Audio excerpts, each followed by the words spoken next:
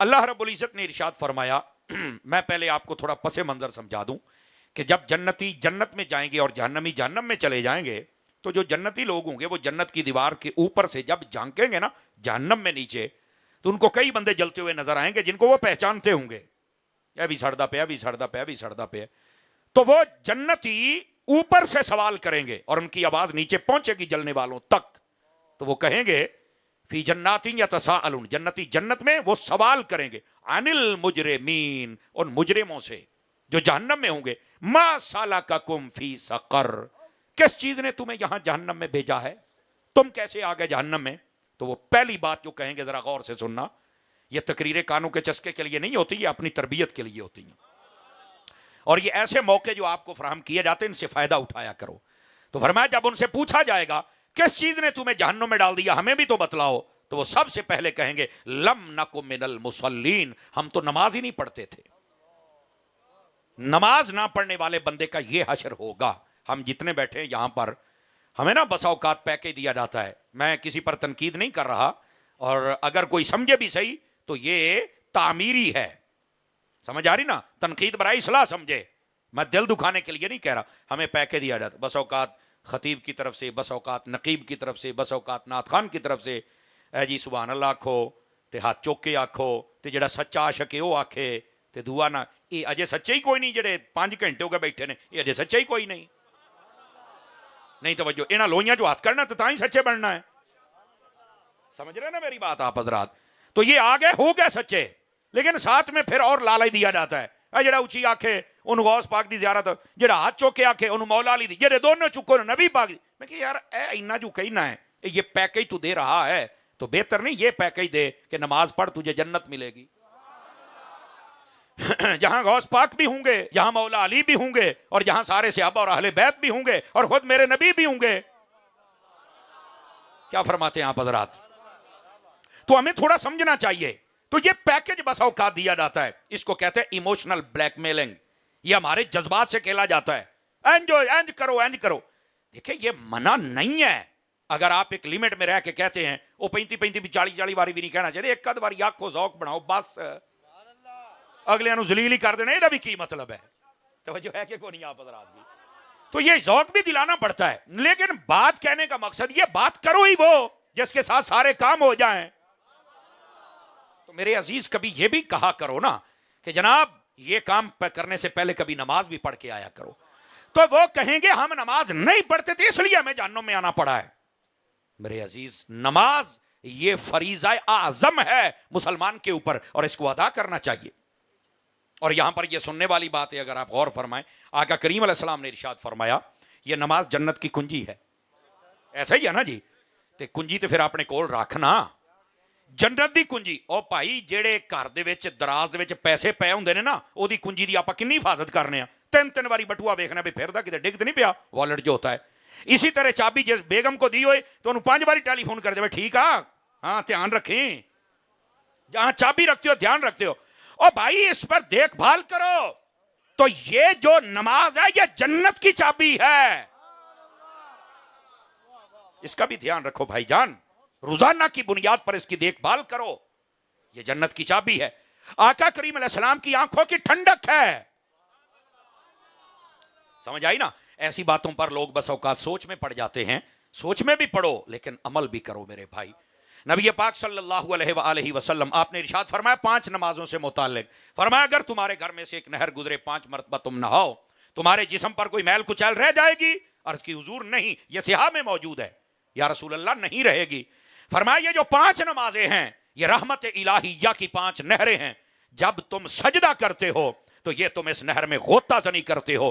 पानी की नहर में नहाओ तो जिस्म सुथरा हो जाता है बैल कुचैल से, अगर सजदा करो अल्लाह तुम्हारे सारे गुनाहों को माफ फरमा देता है। क्या मैं उम्मीद करूं नमाज पढ़ेंगे हम हजरात? नहीं तो देख लो ये नमाज ना जानबूझकर नमाज ना पढ़ने वाला जहन्नम में जाएगा, ये याद रख लो, जानबूझकर नहीं छोड़नी। हाँ बीमारी है, सफर में है, गाड़ी निकल रही है, उस वक्त छूट गई, बाद में कज़ा, ये एक अलग मसला है। बल्कि मैं आपको एक ऐसी रिवायत सुनाऊं जो आपके सर के बालों से लेकर पांव के नाखनों तक ठंड डाल दे। मेरा रब कितना रहीम है, गौर करना जरा सारे हजरात। आप ना वत्तीन की तफसीर उठा के पढ़ें, वत्तीन व जैतून, इस सूरत की तफसीर रूहुल बयान में फलहुम अजरुन गैर ममनून के तहत एक रिवायत लिखी हुई है। वैसे दो है लेकिन मैं एक सुनाता हूं।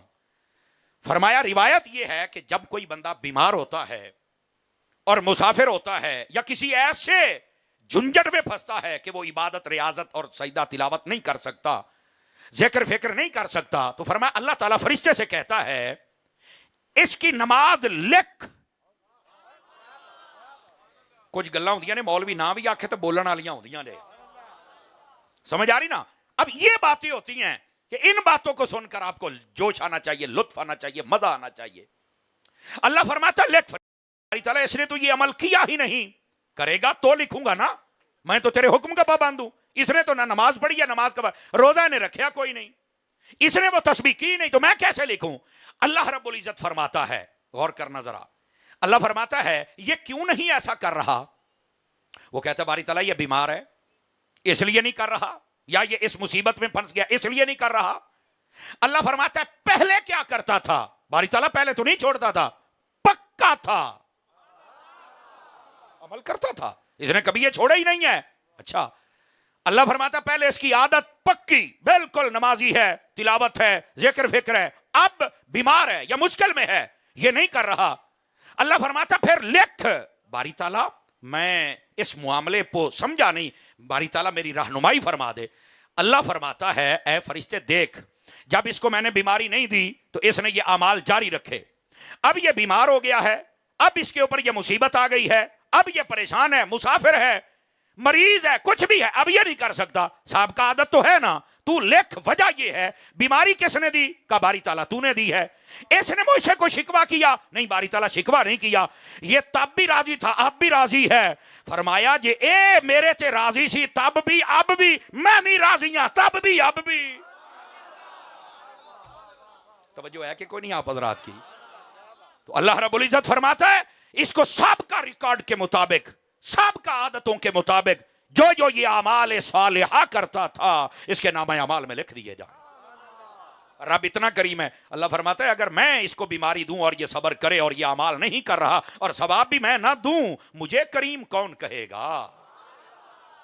इसलिए अपनी आदत बनाएं। अगर कहीं मुश्किल हो गई, परेशानी हो गई, आप बीमार हो गए, जितना मर्जी लंबा अरसा चल जाए टेंशन ही कोई नहीं, आदत से बनाना।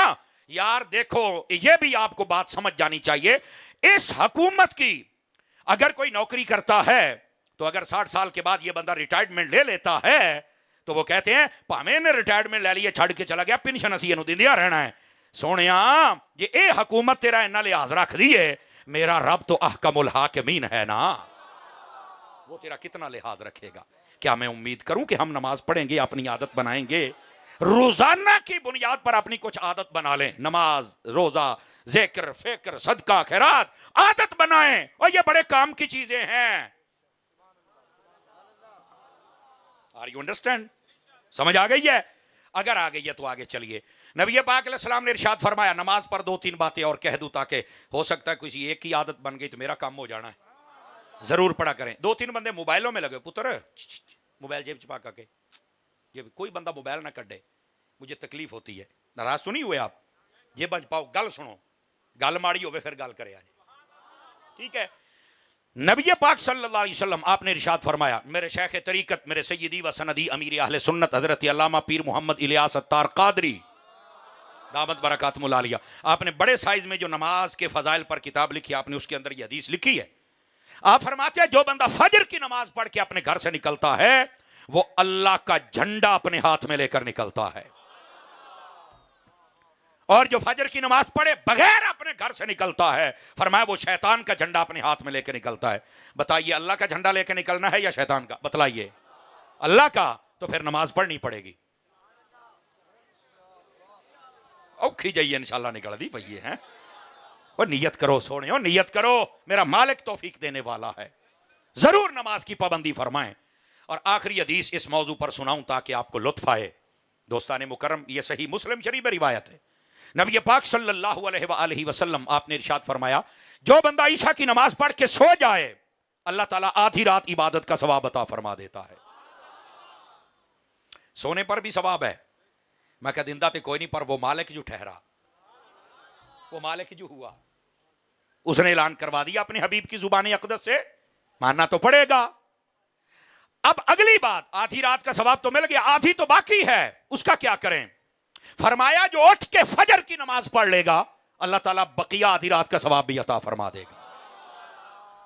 महाफिल करने वाले, करवाने वाले और आने वाले जाने वाले सभी हजरात, एक बात जरा अपने दिल से सोचकर, दिमाग से सोचकर अपने आप को जवाब दीजिए। हम बेशक नेक महफिल में बैठे हैं, लेकिन अगर ईशा नहीं पड़ी और चल के फजर नहीं पढ़नी और सारी रात हम जागते रहें कि शायद को बड़ा नेक काम किया है, नहीं हो मेरा चन, सारी रात जागदा रहे, तेन वो सवाब नहीं लभना जो ईशा पढ़ के मिलना था और फजर पढ़ के मिलना था। औखी गल आ गई ते 5-7 बंदे बोले, बाकी चुप। भाई मौलवी केड़े पासे टुर पे है? मेरे अजीज, मेरे भाई, इन बातों को समझो थोड़ा सा। हम जितने हजरात हैं, महफिलें करने करवाने वाले, कमेटियों वाले, आने वाले जाने वाले, पढ़ने वाले, पढ़ाने वाले, सुनाने वाले, सारे ये सब के लिए है। हिदायत मतलब नहीं कि मौलवी पीर को ताज कंपनी दे होंगे ने, इन्हां वास्ते मस इन्हां वास्ते पहलों है, ये सब के लिए मसला है। ईशा भी पढ़नी है और फजर भी पढ़नी है। ईशा पढ़ेंगे तो आधी रात का सवाब है, उठ के फजर पढ़ेंगे तो सारी रात का सवाब है। लेकिन अगर सारी रात जागते रहे, भावें मौलवियां तो 10-10 हज़ार रुपया सिटो, भावें सारी रात, तू भावें 10 देगा क्यों नहीं लंगर दिया दितियां, पुत्र हो गया जो फजर जिन्ना सवाब ले जामे था। नहीं मिलेगा सवाब तुम्हें। सवाब तब मिलेगा जब फराइज अल्लाह ने जो तुम पर फर्ज किया उनको पूरा करोगे। तवज्जो है ना? थोड़ी औखी गाली शुरू हो गई, ये मेरा ख्याल है। जेब में डाल लीजिए मेरे बेटे, बार बार ना कहना पड़े। जब अजीजाने मुकर्रम, अब यहां पर आकर हम समझे के फेल हो जाते हैं। हमने अपना ना जहन बनाया हुआ है, नारे ला ले, किसी जलसे जुलूस चले गए, कोई नेक बंदा फौत जनाजा पढ़ लिया, आप जनती हैं वो दे दे जन्नत, मालिक जो हुआ। लेकिन कुछ इन चीजों की भी अहमियत बाकी है। अगर इनकी अहमियत ना होती तो वो तुम पे फर्ज करता ही ना। मेरे अजीज, नमाज की पाबंदी फरमाइए।